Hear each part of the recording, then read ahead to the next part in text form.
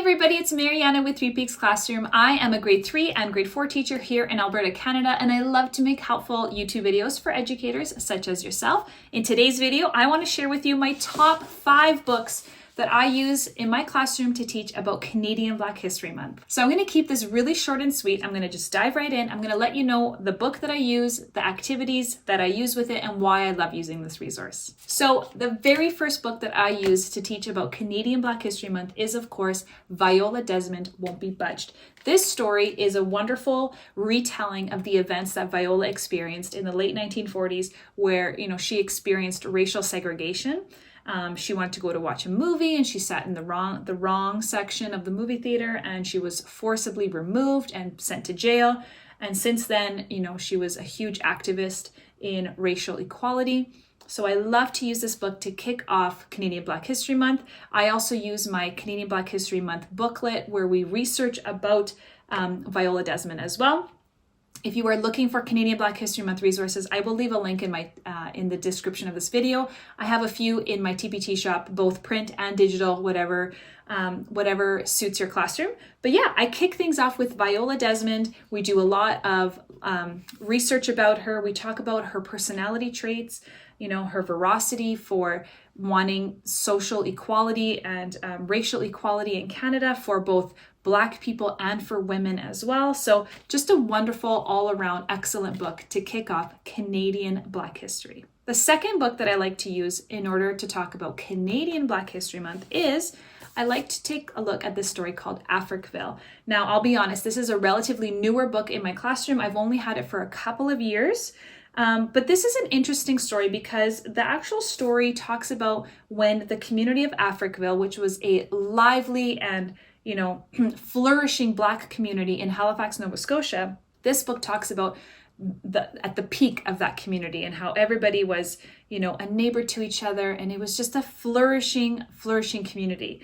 But what's sad about this story is that in the notes section, it talks about the demise of this community and what the government did to drive these inhabitants out. They would build landfills or a prison, or they didn't have any access to clean drinking water, or they would build a dump like right next to their community. So it was really sad.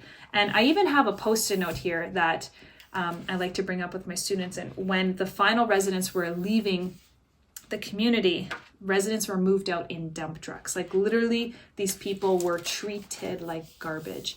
And so I love to use this book for that reason, to showcase this is a dark blemish in our Canadian Black tapestry. And so I think it's a really important book for us to use. Not to mention, students can also research about Africville. There are some pictures on the internet, and they can look it up where it is in Canada as well. I talk about Africville in my digital resource for Canadian Black History. So I'd like to assign that to my kids, where they get to explore a little bit more and they get to watch the videos. So number 2 is Africville. The third book that I like to use to teach about Canadian Black History Month kind of doesn't have anything to do with Canadian Black history per se. It's called The Patchwork Path. And this is a story about how slaves in the US, like Black slaves, they would use this quilt pattern in order to escape to freedom to Canada. So I like to use this book to introduce the students to the Underground Railroad and the vital part that Canada played in the Underground Railroad. And this book does a wonderful job of talking about the different designs that were included on a quilt that were kind of like a map on how to get themselves out of the US and into Canada for safety. The imagery and the pictures in the story are like amazing. I love to showcase all the pictures as well. And I think this is just a really good springing off book to talk about the Underground Railroad and the importance of that with Canada. I also talk about the Underground Railroad in my digital resource as well. So we'll read about this, we'll talk about the Underground Railroad, and then I'll follow that up with an activity in my digital resource about the Underground Railroad. The fourth book that I use in my Canadian Black History Month repertoire is actually a book that has nothing to do about Canadian Black history, but I'll explain why I use it. The book is called My Rows and Piles of Coins, and I was walking through the store one day and there was a section that said local authors, and I saw this book and it caught my eye. You know, the illustration definitely caught my eye. And I read the story, and it's a super cute story about a little boy who is saving up enough coins so that he can buy a bicycle in order to help his mother bring her goods to market a little bit easier. The imagery in this book is so cute as well. But the reason why I use this particular book when I talk about Canadian Black history is because I think it's important not just to focus on the history aspect of it, but also to take this opportunity to shine a spotlight and highlight Canadian authors, musicians, artists, you know, athletes, whoever. I think it's important for us to take this opportunity to really uplift those Black Canadians that are around us. And so this story was written by Tolola Molel, who was born and raised in Tanzania, but has since relocated to Edmonton, Canada. And now he writes, teaches, works in theater. And so by purchasing this book and reading this book, I am supporting this Black Canadian author as well. The last book in my collection, again, doesn't have anything to do with Black Canadian history per se, but it's a super important book and probably one that I could not imagine teaching without. And that is a book called Our Skin. This book is a wonderful, wonderful book to introduce the conversation about race and racism. And what I really like about this story is it begins off very simply. It talks about how it's a matter of fact that we all have different skin color. And why do we have different skin color? Well, it has to do something with biology. It has to do with melanin and the sun. And so I love that it takes kind of like a scientific approach to it in the beginning. And then it talks about how racism began, and racism began because a group of people wanted to, wanted to be more powerful. And so they started segregating others. And then it goes into talking about how racism can be very overt, like in the story of Viola Desmond, where we have whites and blacks segregated. That's very overt, very, obvious.